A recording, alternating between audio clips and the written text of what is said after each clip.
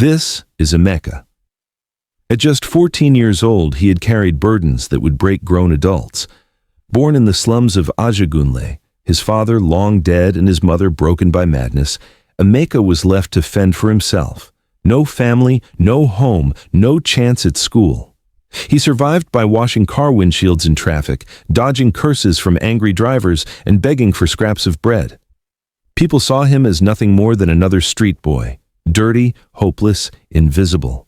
Yet deep inside, Emeka carried something rare, a mind far sharper than anyone around him. He could memorize entire pages of books he picked from garbage heaps. He solved numbers in his head faster than shopkeepers with calculators. But what good was brilliance in a boy the world had already thrown away? Every evening, when the sun sank and the busy roads grew quieter, Emeka gathered other street children under an abandoned kiosk. With broken chalk and scraps of carton boxes, he became their teacher. He showed them how to spell their names, how to count their few coins, and told them stories of African kings and inventors. It was his way of resisting a world that said they were nothing. But one day, fate shifted.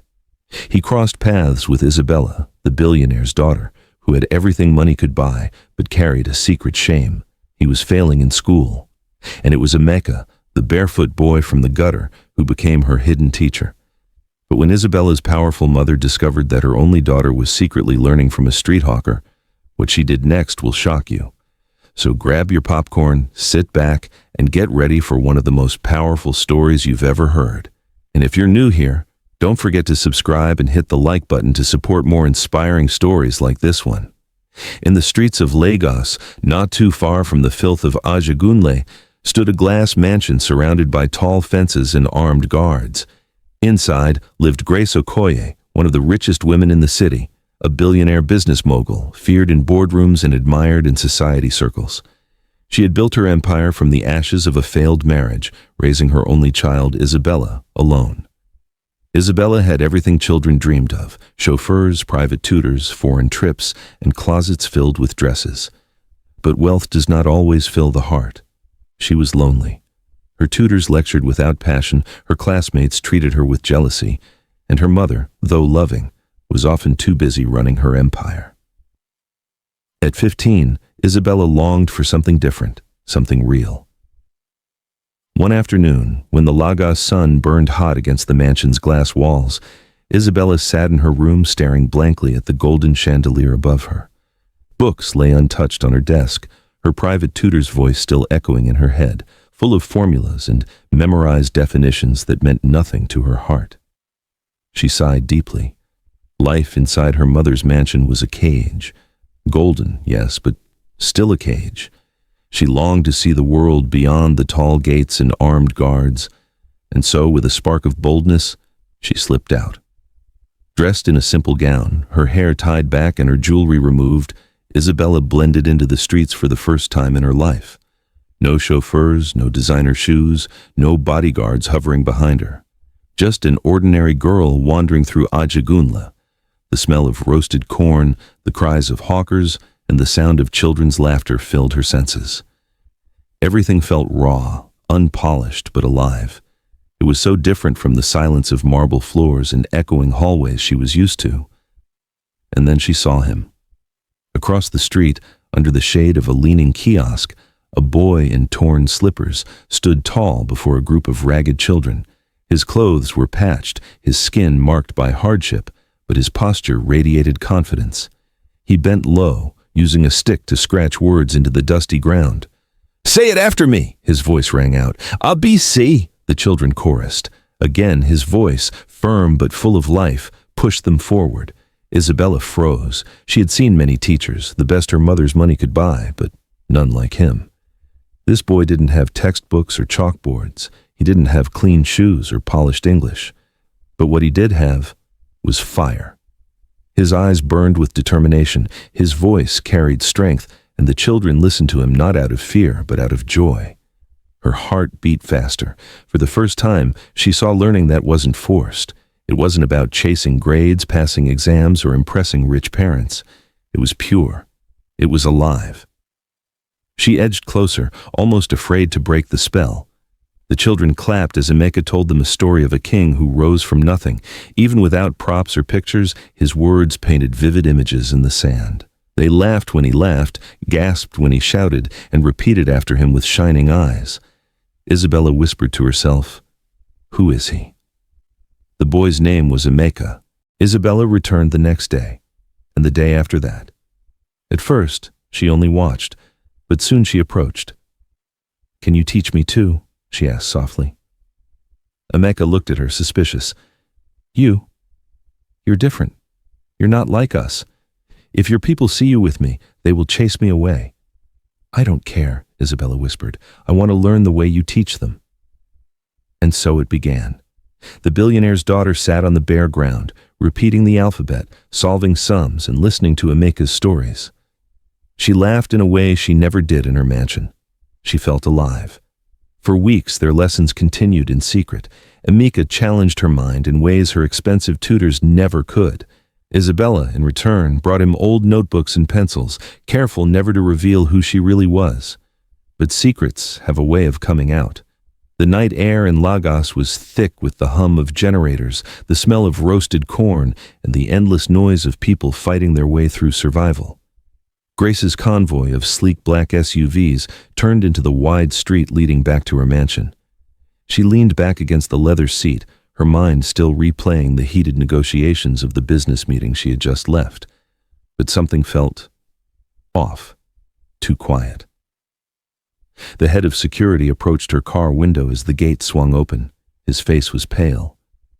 "Madam, there's a problem. We cannot find Isabella." Grace's heart dropped. "What do you mean you cannot find her?" The guards scrambled, explaining how they had combed every corner of the mansion, checked the garden, the library, her room, and even the poolside. Nothing. Panic clawed its way into Grace's chest. Isabella was her only child, her entire reason for breathing. Within minutes, the search expanded to the streets outside the estate. Men in uniforms spread out into Ajagunle, flashing torches, startling hawkers and beggars as they shouted her name. Shopkeepers craned their necks, children followed barefoot, curious to see why rich men in suits were searching the slums. And then, at a small clearing under a dim streetlight, they found her. Isabella, muddy, sweaty, her hair sticking to her face, sat cross-legged on the bare ground. In front of her was a ragged boy, no older than 13, holding a half-filled notebook. His clothes were torn, his slippers nearly broken, but his eyes shone bright as he pointed at scribbled words. Isabella was repeating after him, her small voice carrying determination. The guards pounced instantly. "You!" one barked, yanking the boy by his collar. "How dare you touch Madame's daughter?" The boy, Emeka, struggled to breathe, his tiny notebook falling to the ground. "I didn't touch her. I was only—" "Shut up!" the guard roared, dragging him forward. "Madam, we caught him with your daughter." Grace's car door swung open. She stepped out slowly, her designer heels clicking against the rough cement. The street seemed to pause, hawkers clutching roasted plantain, bus conductors hanging from Danfo doors, women with basins balanced on their heads. Everyone froze. A billionaire was walking on their street, her presence commanding silence. Her eyes, sharp and unforgiving, locked on Isabella. "Isabella?" Her voice sliced through the night. "What are you doing here? Who is this boy?" Her daughter's lips quivered, her hands shaking as tears pooled in her eyes. She looked at Emeka, then at her mother. Finally, with a voice so fragile, yet so bold, she said, "Mama, he is my teacher." A gasp rippled through the crowd like a sudden gust of wind. A billionaire's daughter being taught by a street boy. Impossible. Unthinkable. The murmurs rose. "Ah, is she mad?" whispered one woman. "A whole billionaire's pekin learning from a beggar?" Another scoffed. "This boy Don finish himself," muttered an elderly man. The guards tightened their grip on Emeka. His feet dangled as they pulled him closer, his face twisted in pain. Everyone expected the worst. This was how stories went. Rich people punished the poor for daring to step into their world. But what happened next, no one could have written. Grace's eyes narrowed. She took one long, piercing look at the trembling boy. Then her voice cut through the night. "Leave him." The guards froze. "But madam, I said leave him," she barked louder, her tone like thunder. The men obeyed instantly, dropping Emeka onto the ground. He coughed, clutching his chest, but he didn't run. Instead, he looked up at Grace, his eyes steady despite his fear. Grace stepped forward, her heels crunching against gravel. The crowd held its breath. "You," she said softly, her voice carrying weight. "You are the one teaching my daughter?" Emeka swallowed hard, his voice shaking but his words firm. "Yes, Ma. I may be poor, but I cannot bury knowledge. I teach because I must. Knowledge is the only wealth I have." For a moment, Grace just stared at him. Something stirred deep in her chest, an old wound reopening. She remembered herself at his age, a thin village girl, her belly rumbling with hunger, scribbling numbers on the dusty ground by the light of a kerosene lamp. She remembered neighbors laughing at her dreams, telling her a girl's place was in the kitchen, but she had refused to give up. And now, standing before her, was a mirror of her past. Her eyes glistened, but her face remained unreadable. She bent slightly, her lips moving so only Isabella could hear. "He reminds me of myself," she whispered. Isabella's eyes widened, tears streaming freely now. She clutched her mother's arm, desperate for her to understand. The silence stretched, thick with tension.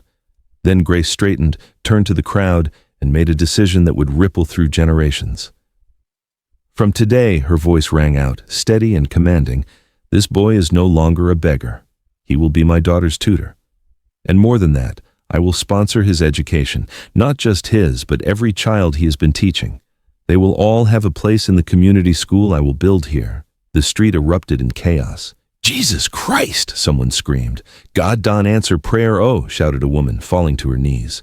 Children jumped and clapped, chanting Emeka's name. Shopkeepers wept openly. Even the guards looked stunned, unsure how to process what had just happened.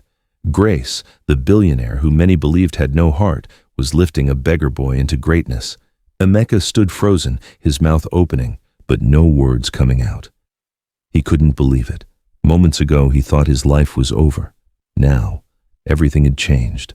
He bent down slowly, picked up his worn notebook from the dirt, and hugged it to his chest. Then, for the first time, he whispered words he had only ever spoken to himself. "Thank you, Ma. I won't fail you." And for the first time in years, Grace smiled. Not the polite smile of business deals, but the smile of a woman who had just found a piece of her forgotten self. The news of Grace's announcement spread like wildfire through Ajagunle. All night, the slum buzzed with excitement. Mothers whispered prayers of thanks. Children dreamed of uniforms, books, and classrooms. Even old men smiled, believing change had finally come. But not everyone rejoiced. In the shadows of beer parlors and under bridges, street boys, Agbero, the self-proclaimed kings of the gutter, gathered in dark corners, their faces hardened, their eyes sharp with envy. To them, the school Grace promised was not a blessing, but a threat. A future where children learned and grew meant fewer hands for petty crime, fewer recruits for street fights, and fewer victims for their dominance. By dawn, the whispers had reached Emeka. Yet he brushed them aside. "They cannot stop the sun from rising," he told Isabella when she ran to him, her eyes shining with joy. "One day we will sit side by side in that school your mother builds. We will be classmates. We will grow together." Isabella clung to that dream. It was the first dream she had ever made for herself, not forced on her by her mother or her wealth. But that evening, as the two sat once again on the sandy ground with the little notebook between them, shadows fell across the clearing. 6 men emerged, scarred, angry, smelling of gin and smoke. The Agbero. "No be the children we won't change this place," one sneered, spitting to the side. "No one disgrace us, Abi." Emeka's heart pounded. He tried to shield Isabella, but rough hands grabbed them both. Isabella screamed, her voice tearing through the night. Emeka fought, but his frail arms were no match for hardened fists. They were dragged away into the dark alleys, their cries swallowed by the city's noise. That night, fear wrapped itself around the slum like a heavy blanket. Isabella and Emeka had been taken, their voices silenced behind the rough hands of the street boys. Word spread quickly. Ajagunle held its breath. Grace's phone rang. The voice on the other end was deep and cruel. "If you want your daughter back, you will pay us millions. And hear this well. No school must ever be built here. If you build it, we will burn it down, and the children will pay the price." Grace's heart clenched. For a moment, the powerful billionaire became just a mother, terrified, trembling, desperate to hold her child again. But Grace was not a woman who built an empire by bowing to fear. Behind her teary eyes, her sharp mind worked. She agreed to the demands, her voice shaking as she promised the ransom. The gang thought they had won. Grace moved quickly. She called the police commissioner, an old ally who had once been a street boy himself, before education lifted him out of poverty. Together, they crafted a plan. The ransom money was prepared, bundles of cash, but marked and tracked. The meeting point was set. Every step was calculated. When the Ogboro arrived at the abandoned warehouse with Isabella and Emeka bound and frightened, they laughed wickedly, mocking the idea that a billionaire could ever touch them. "Today we show her who owns these streets," one boasted. But before they could finish their threats, the place erupted. Sirens wailed, floodlights snapped on, and armed police stormed the building. Shots were fired into the air, chaos spread, and within minutes the gang was on the ground, handcuffed, screaming as their reign ended in one brutal swoop. Isabella and Emeka were pulled into Grace's trembling arms. Tears flowed freely as she held her daughter close, whispering, never again will they take you from me." The next morning, the news spread through Ajagunla like wildfire. The street boys had been captured, the children were safe, and the school would be built after all. Mothers danced in the streets, fathers lifted their children high, shouting prayers of gratitude. Hope, for the first time in years, shone over the slum. But Grace made one firm decision. Isabella would never return to those streets. The risk was too high, and she had come too close to losing her only child. Instead, she invited Emeka into her home. "You will not only continue teaching my daughter," she told him, her voice firm yet kind, "you will also learn with her. From today, this mansion is as much yours as it is hers. Your hunger for knowledge has given my child a gift no money could buy. Now it is my turn to give you the world." Emeka's eyes filled with tears. From a ragged boy scratching letters in the sand, he had become a teacher, a student, and a symbol of hope, not just for Isabella, but for every child who believed that knowledge could change their story. And so, the dream lived on. Isabella and Emeka, though from two different worlds, would walk into a brighter future together, not in fear, but in courage. The next morning, Grace sat on her balcony and reflected on what had happened, her story before becoming a billionaire, her dreams to help a lot of kids get a better education and a better life. She asked herself several questions that remain unanswered. Was it a crime to build a school for the poor people in the street? What do poor people really want in life? If you are watching this video, tell me what you think could be the answers to the question in the comments section. What do poor people really want in life? Thank you for watching. Please subscribe and turn on your notification bell for more interesting videos like this.